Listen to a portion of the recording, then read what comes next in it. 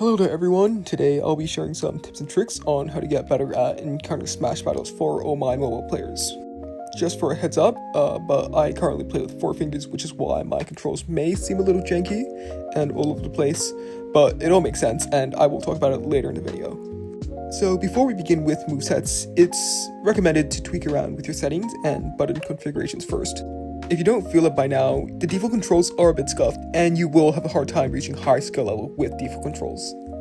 So first things first, we are going to turn up button transparency in settings to 80 to 90%. This will give us a better view across our device, while also keeping them clear and visible. Personally, I like to play with lower sensitivity as it helps me aim better. Next thing we're going to do is to set our field of view to 85 to 95%, which I find to be the ideal values when playing on mobile. We don't really want lower field of views like 70, as having a high field of view gives a broader view of the entire arena, but we also don't want FOVs too high, like from 110 to 120, because it'll just warp our vision too much. Next thing we're going to do is turn off shadows and camera shake. I see a lot of mobile videos with these turned on, and I personally just don't play with these on, as it can be very distracting, especially in bigger formats when there's a lot of skills that triggers a camera shake every few seconds.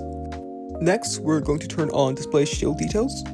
Now, this is a complicated mechanic, which is absolutely necessary if you want to reach a higher skill level, but I'll get to this later in the video. Now let's go back up and turn on show closest enemy. This is pretty helpful in 1s and 2s if you get knocked back or have flung an enemy with an ult or something. You can tell which way they got knocked back and chase to punish, or alternatively, tell if someone is sneaking up behind you. Lastly, we're just going to switch all of these hold to trigger skills off. Personally, I find holding buttons to trigger them annoying, as it allows less flexibility between your fingers if you suddenly need to switch moves. And which for that, I just mean tapping feels way faster than holding the buttons.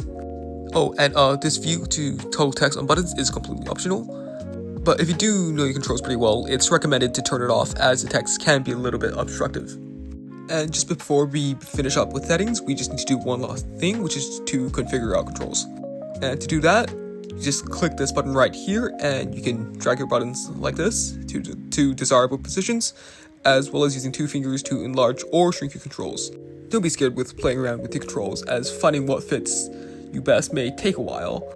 Just use the FFA lobby to experiment around with the buttons, and you'll eventually find a configuration that fits you and your playstyle. But if you're having trouble finding a set of controls that works, I made a 2-finger control preset example here, which you can use. So the main reason why I play with 4 fingers is because I get to input more moves, block out more efficiently, and control my camera freely. Most of my fingers only control one input, except for my right thumb, which activates all the abilities. My left thumb is in control of movement, while my left index is used for blocking, and my right index is purely for aiming.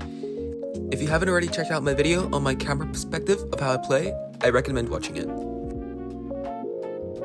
And now let us move on to the game's core mechanics.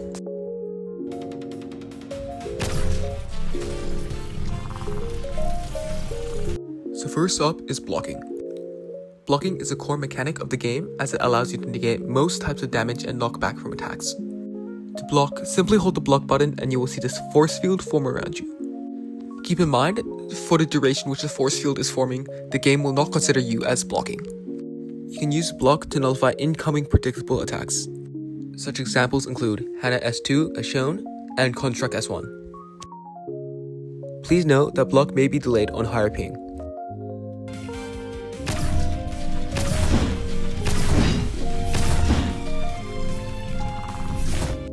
Next up is block stacking. This is a variant of blocking which enables you to attack while blocking. If you ever wondered why someone in the public lobby does not take damage when you attack them, this is why. To achieve this, simply hold attack, and then hold block, let go of it quickly, and then hold block again.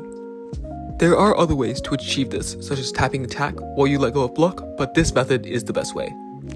Examples of block stacking can be to approach a ranged enemy.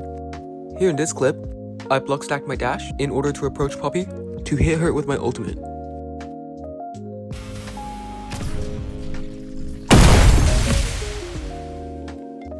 If you want to reach diamond skill level, you will need to learn how to counter blocks and block stacking. While block stacking is good in general, if used too often, it can result in punishment due to a lack of stamina to further block stack. Otherwise, attacks that have unblockable knockback like most ults are able to fade through block and knock you back, with examples being Brave F3 and Sentei ult. There are other moves that shred your block like Butter, which will result you in being stunned, with examples being Walter's ultimate and Contract F3. And at the bottom left of these clips, you can see the shields going down, and when it reaches 0, that's when you get stunned.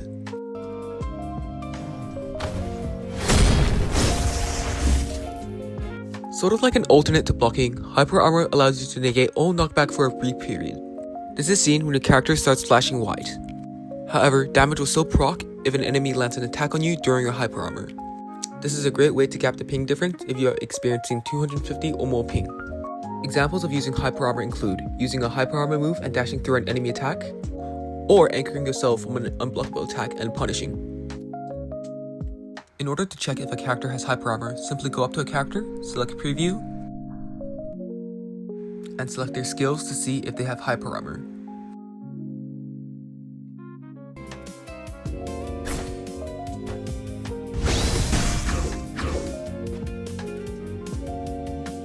Recovering in this game is essential, as it enables you to live longer per stock.